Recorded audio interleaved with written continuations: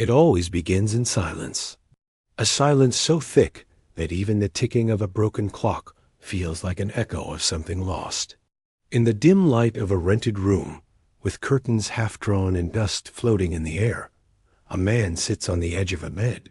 His back is hunched, his hands tremble slightly, and his eyes look as though they have witnessed both heaven and hell. His name is Alexander Roth. Once, he was a man who could silence a room with a single glance. A billionaire, a visionary, the kind of leader the world called untouchable. But now, Alexander Roth is just another forgotten soul counting the hours in the dark, haunted by memories of power, betrayal, and choices that cannot be undone. He whispers to himself, barely audible, "How did I get here? How did it all vanish?" The words hang in the air like a confession. To understand the man in this room, we must rewind time.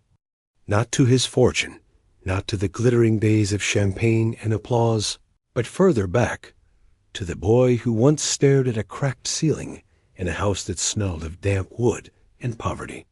Alexander grew up in a small town where winters were merciless and summers were unforgiving. His father was a factory worker who spent his life inhaling fumes and metal dust, while his mother stitched clothes late into the night for neighbors who often never paid her on time. From the very beginning, Alexander knew the taste of hunger, the burn of humiliation, the weight of being invisible. He carried those memories like scars, but rather than break him, they ignited something else: ambition. A hunger so sharp it was almost painful. He promised himself, as a boy with torn shoes and calloused hands, that he would never be poor again. Not just that, he would rise so high that no one would ever dare look down on him. In school, he wasn't the smartest in the conventional sense, but he was relentless. He devoured books on business, finance, and psychology, while others wasted hours chasing distractions. By the time he was 16, he was already selling small electronics online, flipping products for profit, and keeping ledgers like a miniature executive. His classmates mocked him, calling him obsessive. But Alexander didn't care. He was already building a foundation. When he entered university, he didn't just study economics, he lived it. He took every unpaid internship, every late-night project, every brutal exam as if his life depended on it. And in some way, it did. Poverty wasn't just a condition for him. It was an enemy, a ghost that followed him everywhere. It was during these years that Alexander met the two people who would shape both his rise and his fall: Daniel Mercer and Claire Hart.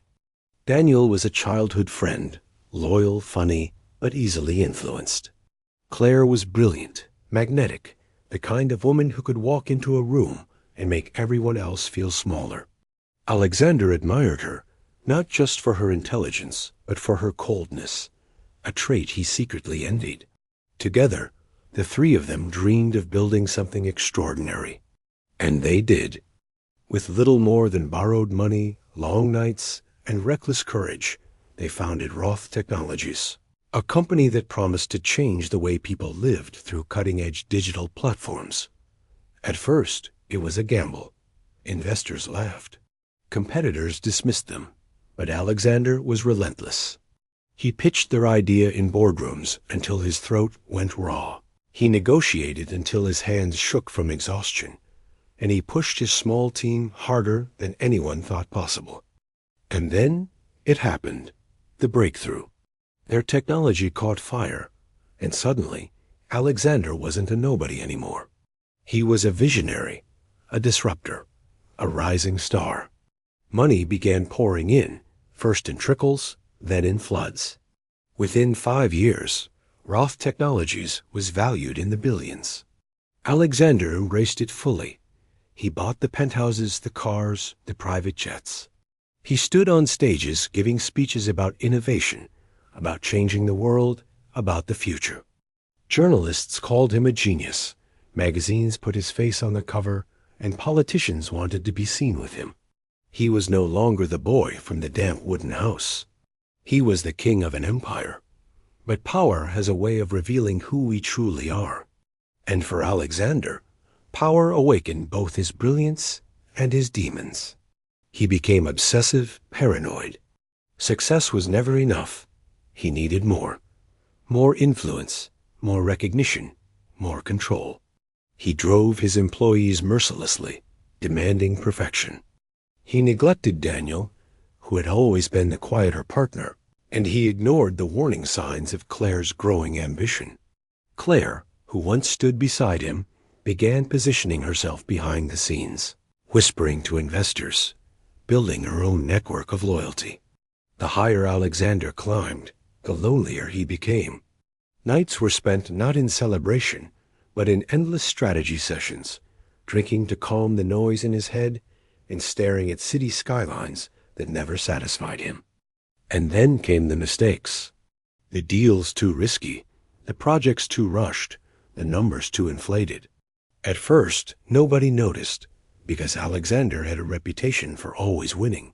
But the cracks were there, spreading slowly. The first blow came when Daniel, the loyal friend, confronted him. Daniel had discovered that some of Alexander's financial maneuvers were far from clean. Hidden debts, overstated valuations, manipulations designed to keep the empire looking invincible. Daniel begged him to slow down, to come clean, to protect what they had already built. But Alexander, blinded by pride and the fear of losing everything, dismissed him. They argued. Words were exchanged that could never be taken back. Daniel walked away. And Claire? Claire didn't argue. She simply waited. Waited for the empire to stumble. Waited for the moment when Alexander's obsession would finally open the door for her. It came faster than anyone expected. A global crisis hit, markets crashed, and suddenly the fragile foundation beneath Roth Technologies crumbled. Investors panicked, shares plummeted, and whispers of fraud began to surface. Journalists who once called him a genius now called him reckless. Politicians distanced themselves. Former allies turned into enemies overnight. The empire collapsed. Alexander tried to fight it. He sold assets, begged for loans, made desperate speeches promising recovery. But it was too late. Claire emerged with carefully prepared documents, presenting herself as the rational savior of the company, distancing the brand from Alexander's reckless image. And Daniel, hurt and betrayed, gave his testimony in the investigations that followed.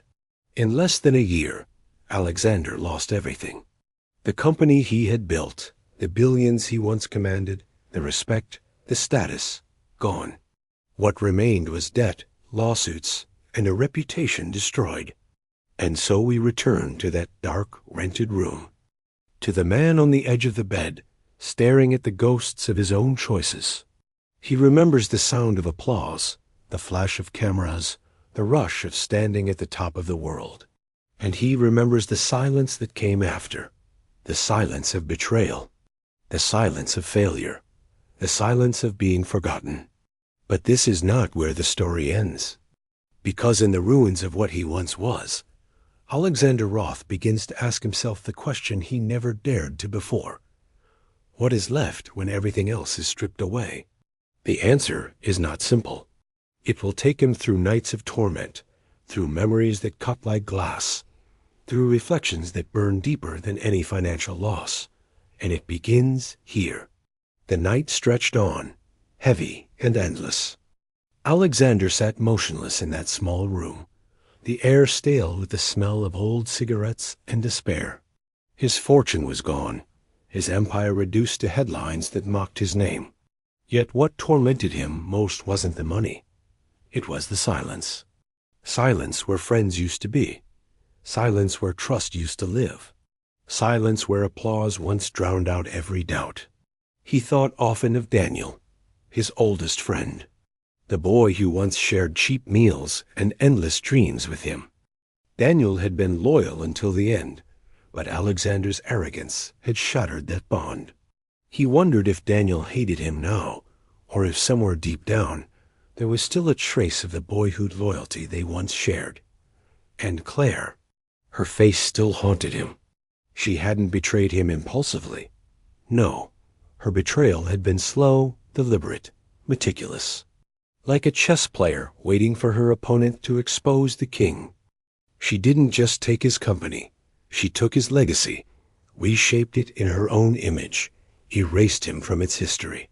Alexander could not escape the memories. Nights when the city lights shone just for him, when helicopters waited on rooftops, when people lined up to shake his hand as if he were royalty. Nights when he believed he had finally outrun the poverty of his childhood, when he believed he had killed the ghost of hunger forever. But poverty had a cruel way of returning, not always in empty pockets, but in empty hearts. The lawsuits dragged on. Investigations painted him as a villain. Words like fraud, reckless management, ego-driven collapse appeared in every article. Strangers debated his life as if it were a cautionary tale. Some cursed him for arrogance. Others pitied him. Few remembered the hunger, the drive, the years of relentless work that had once made him rise. To them, Alexander Roth was just another fallen billionaire, another cautionary headline in the cycle of rise and ruin.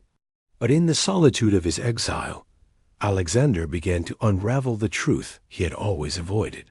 For years, he had believed money was freedom. Power was respect. Wealth was safety. Yet in chasing those illusions, he had lost the very things that once gave his life meaning: loyalty, love, purpose. He replayed old memories like broken records. He remembered his mother's hands, rough from sewing late at night, her voice whispering, "Alex, don't let money decide the kind of man you become." At the time, he had brushed her words aside. He thought she didn't understand ambition. But now, sitting in darkness, her voice echoed louder than all the applause he ever received. The nights blurred into days. Weeks passed. His phone stopped ringing. Letters piled at his door. Bills, demands, threats. Sometimes he stared at them for hours without opening them. Sometimes he laughed bitterly, a hollow sound that startled even himself. But one evening, as rain tapped against the window, Alexander made a choice. A small one at first, but it mattered. He stood up, walked to the mirror, and stared at his reflection. His face was thinner, older, his once proud eyes dulled by defeat. Yet, beneath the ruin, there was still something alive. A spark. The same spark that once pushed a boy with torn shoes to dream of something greater. "I am not finished," he whispered. It wasn't about rebuilding the billions. Those days were gone. He knew he would never return to the stage, never command the same influence, never own the world again. But perhaps he could rebuild something deeper, something more human. The next day, he reached out to Daniel. It took him hours to type the message.